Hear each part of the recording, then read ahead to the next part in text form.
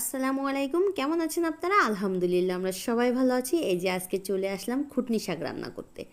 আপনারা হয়তো অনেকে বলেন যে পাঁচমিশালি শাক, আমরা বলি খুটনি শাক।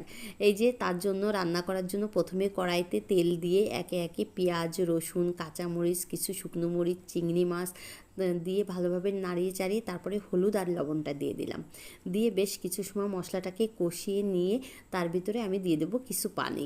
পানিটা যখনই আমার বলক উঠে যাবে তখনই আমাদের ওই যে ধুয়ে রাখা যে খুটনি শাকগুলো সেগুলো দিয়ে দেব। দিয়ে বেশ কিছু সময় ধরে এগুলোকে আমি জাল করে নেব।